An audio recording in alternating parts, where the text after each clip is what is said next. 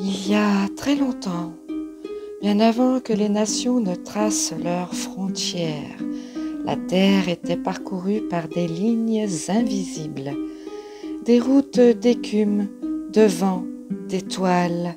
Sur ces chemins naviguaient des êtres que l'histoire a effacés. Les rois de la mer n'étaient pas toujours couronnés. Certains venaient d'îles aujourd'hui disparues. D'autres étaient les gardiens d'un savoir transmis d'âge en âge.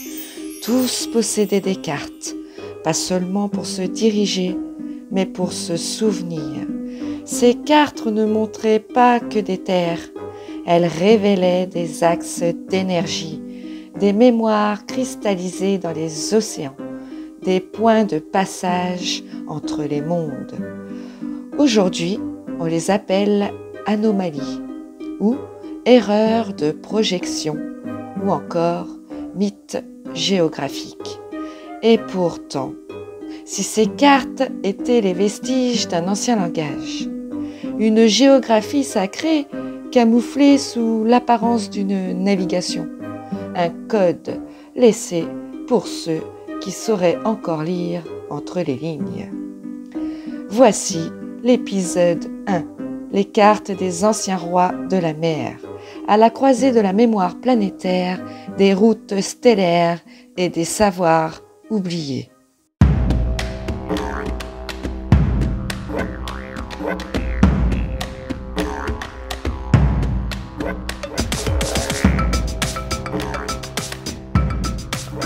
Depuis des siècles, certaines cartes anciennes troublent les historiens et fascinent les chercheurs indépendants. Parmi elles, la fameuse carte de Piri Reis de 1513, montrant des côtes antarctiques sans glace, ou les cartes d'Oronsfiné, Mercator, etc. Ces documents, bien qu'apparaissant à l'époque moderne, semblent compilés à partir de sources bien plus anciennes. Ils suggèrent une connaissance topographique d'une terre différente de celle qu'on nous enseigne. Continent disparu, masse émergée aujourd'hui submergée, méridien vibratoire non répertorié. Mais qui étaient ces rois de la mer? Des traditions atlantes, en passant par les anciens peuples hyperboréens, jusqu'aux récits sumériens ou égyptiens, on trouve la trace de civilisations qui naviguaient sur les mers et dans les flux énergétiques de la Terre. Ils ne se contentaient pas de dessiner des côtes, mais traçaient aussi des lignes d'alignement vibratoire, des axes de pouvoir, des nœuds telluriques. Leur carte était à la fois géographique et sacerdotale. Ces souverains du courant, au sens électrique, énergétique et marin, voyaient la Terre comme un organisme à cartographier selon ses méridiens subtils.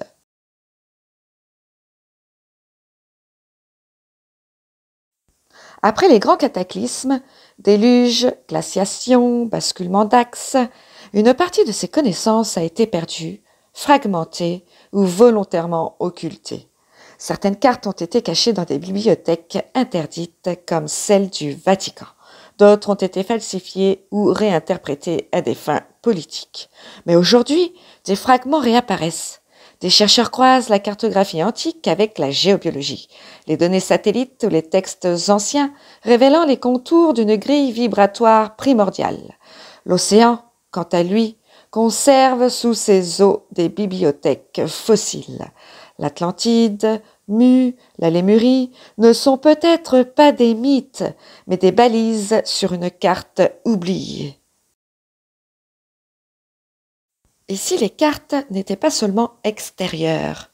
De nombreux explorateurs de la conscience, médiums, rêveurs lucides ou voyageurs intérieurs rapportent des visions de géographie inconnues, des mémoires anciennes liées à des civilisations aquatiques, des temples sous-marins, des réseaux d'énergie bleue. Cela pourrait-il signifier que la véritable cartographie vibratoire est en partie intérieure, stockée dans l'ADN, dans les rêves, dans les états modifiés de conscience. Ainsi, l'exploration des cartes anciennes devient un miroir de notre propre mémoire d'âme. Allez, on part en 1339 les amis, cap sur la Méditerranée mystique. Ce portulan signé Angelino Dulce n'est pas une simple carte marine, c'est un grimoire, une rose des vents pour des initiés. Ah, le portulan Dulce, c'est un sacré morceau d'histoire navale et ésotérique à la fois. Ce document est l'un des plus anciens portulans catalans encore existants. Mais avant de plonger dans cette carte-là, posons les bases. Qu'est-ce qu'un portulan? C'est une carte nautique utilisée entre le XIIIe et le XVIIe siècle, principalement par les marins de Méditerranée et d'Atlantique. C'est un peu le GPS parcheminé de l'époque. Voici ses caractéristiques typiques. Il détaille les ports, les caps, les îles, les baies et les courants marins. Il est quadrillé de lignes entrecroisées, les fameuses lignes de Rome que l'on verra juste après, issues de multiples roses des vents. C'est joli, mais c'est surtout un outil de navigation. Ces lignes indiquent les directions cardinales depuis différents points. Il est orienté sur la Méditerranée dans la plupart des cas, car c'est là que les navigateurs marchands faisaient leurs affaires.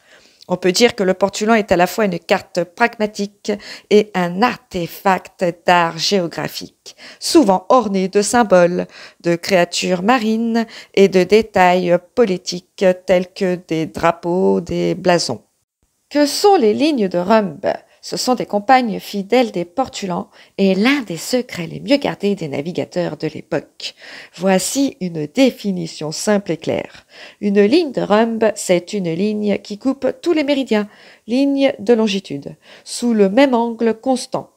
En gros, si tu choisis une direction fixe avec ta boussole, genre toujours nord-est par exemple, et que tu la suis sans jamais en changer, tu traces une ligne de Rhumb. Mais alors c'est quoi la subtilité? Contrairement à ce qu'on pourrait croire, ce n'est pas le chemin le plus court entre deux points du globe. Le plus court serait la route orthodromique, c'est-à-dire en arc de grand cercle. Mais la ligne de Rhumb est beaucoup plus facile à suivre avec un cap fixe. Et tu vas me dire, c'est vrai qu'à l'époque, sans GPS ni pilote automatique, c'était ça, ou te perdre dans les brumes. Dans les cartes portulans, les cartes sont quadrillées de ces lignes qui rayonnent depuis des roses des vents multiples. Nous verrons ce que c'est. Elles forment une toile géométrique à 16 ou 32, voire 64 directions pour aider le marin à naviguer simplement en gardant le même cap. Les rhumbs permettent aussi de connecter les ports entre eux de manière fluide, comme une grille de circulation maritime. Et en projection Mercator, et Mercator, nous verrons ce que c'est par la suite dans la partie 2 de cet épisode 1. Sur une carte de Mercator, la ligne de Rhumb devient une ligne droite. C'est pour ça que cette projection a eu tant de succès chez les marins. Elle rendait les trajets en cap constant visuellement simples à suivre, même si ce n'était pas le chemin le plus court.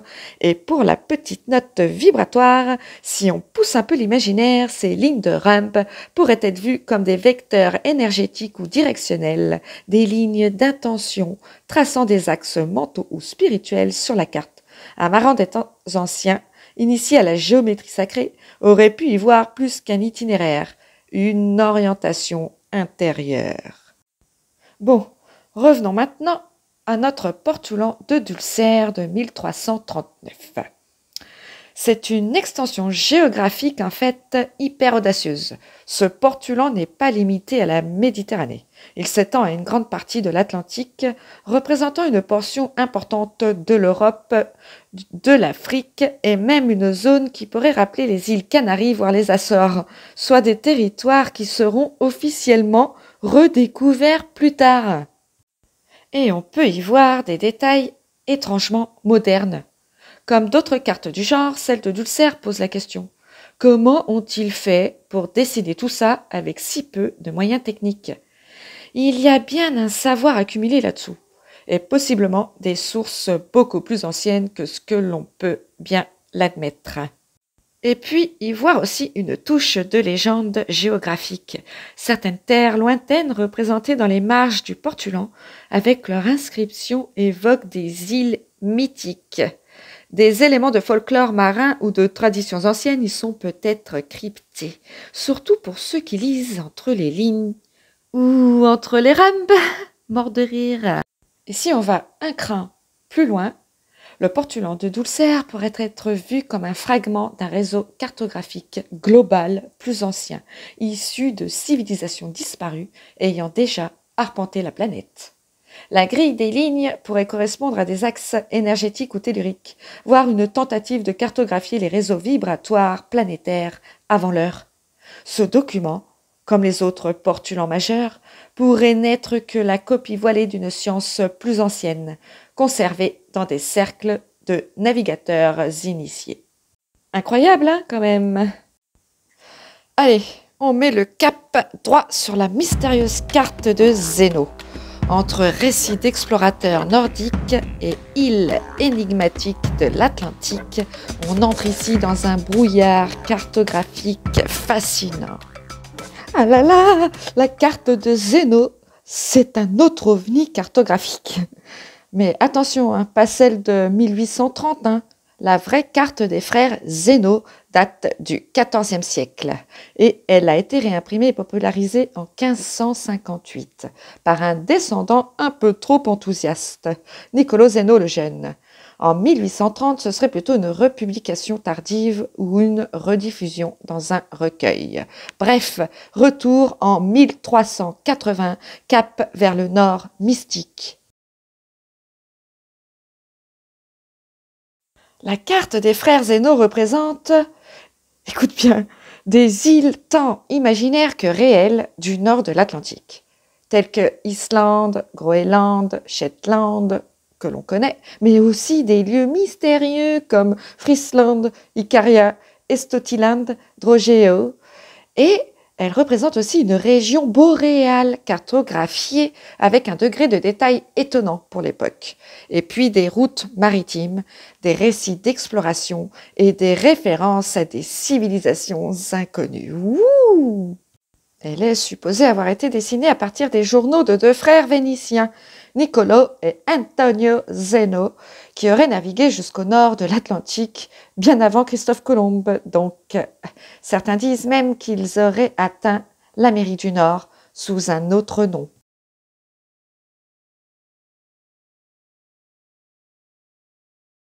Alors, Friesland, c'est l'île qui n'a jamais existé, ou presque.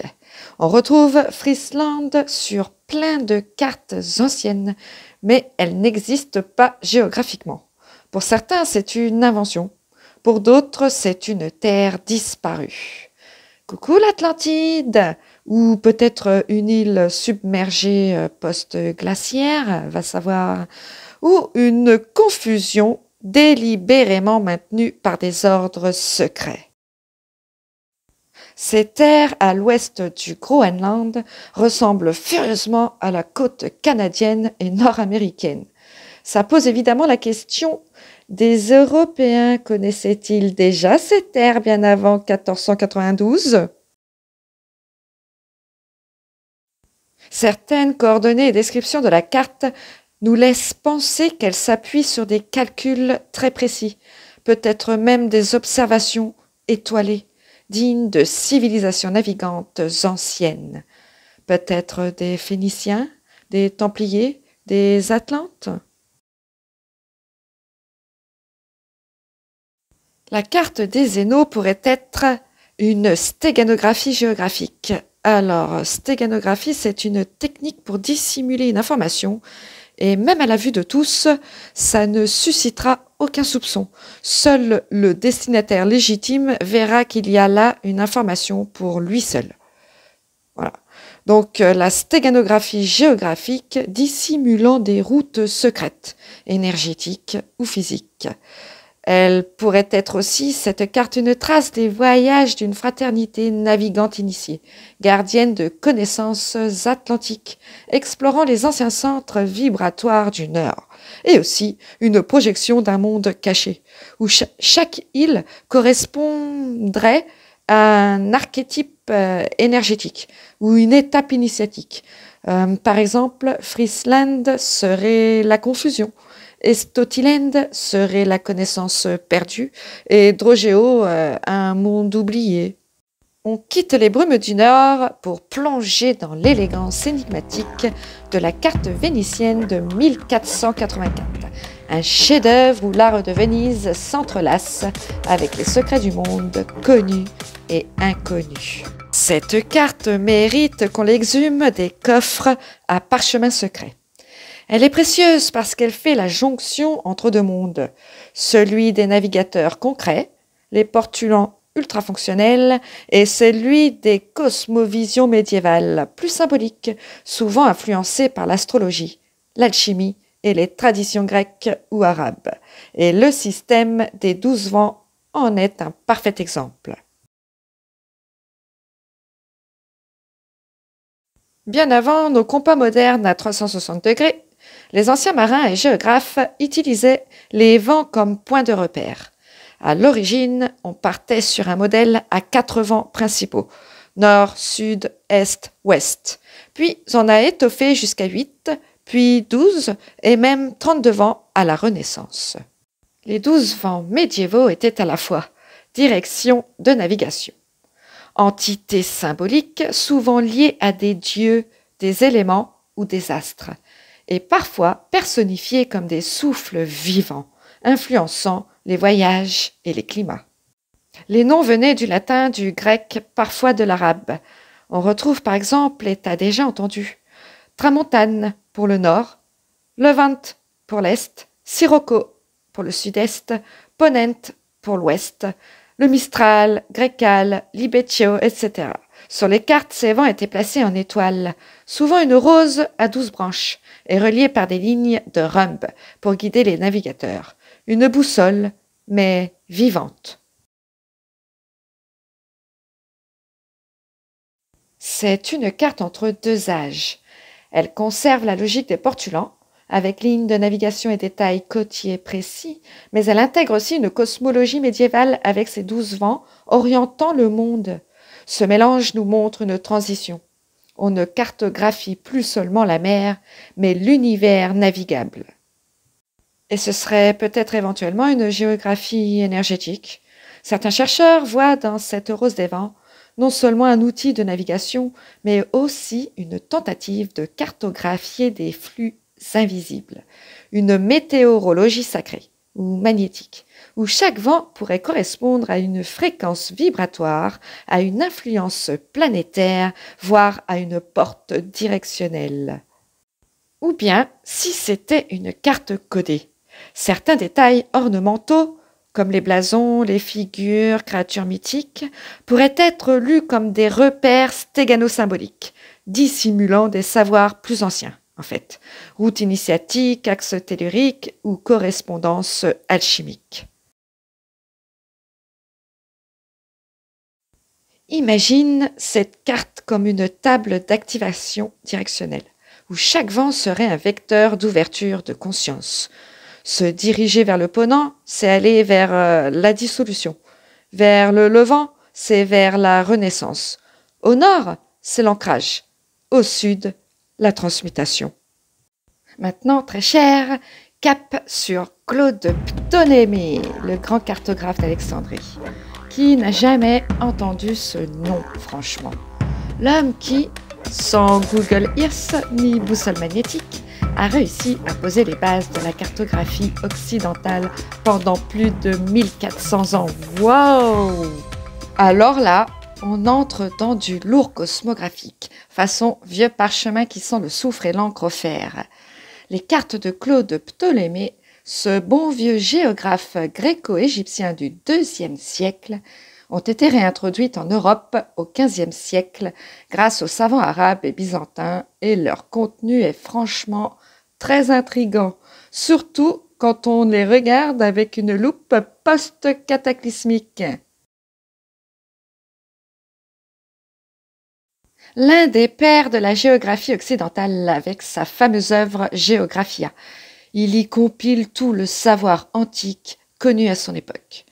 Des coordonnées de plus de 8000 lieues avec latitude et longitude, une projection cartographique sphérique avant l'heure et des continents et mers assez fidèlement placés, avec un petit bonus imaginaire quand il fallait combler les vides. Voici le twist glacé. Dans certaines reproductions du XVe siècle, des cartes dérivées de la Géographia montrent des masses blanches ou montagnes enneigées au sud de l'Éthiopie, ou dans les régions de l'Afrique australe. Des zones polaires stylisées ou au climat extrême avec des indications proches de l'idée de glacier ou terra frigida. Mais surtout, certaines versions tardives de ces cartes, influencées par les explorations portugaises et les hypothèses précolombiennes, incluent des ajouts inspirés par des savoirs perdus comme des montagnes neigeuses en Afrique du Sud ou autour d'un continent austral hypothétique, des zones glacées au-delà de l'océan Indien qui pourraient évoquer un Antarctique stylisé bien avant sa découverte. Certains chercheurs alternatifs y voient une mémoire géographique d'un monde antérieur au dégel post-glaciaire, ou des vestiges cartographiques atlantes intégrés dans les sources antiques dont Ptolémée s'est inspiré. Par exemple, les écrits d'Hipparque, Marinos de Tyr, ou même d'origine égyptienne ou babylonienne. Ou encore, et peut-être même des traces d'une Antarctique préglaciaire connue, comme sur les cartes de Piri Reis ou au Roncesvalles que nous verrons par la suite. Ces glaciers pourraient symboliser des limites du monde connu, non seulement physiques, mais aussi initiatiques. Par exemple, le froid comme frontière de la connaissance ou de la matière. Ou encore, un repère d'origine céleste, une lecture astrocartographique où les pôles et leurs glaces correspondent à des axes de conscience ou à des gardiens dimensionnels.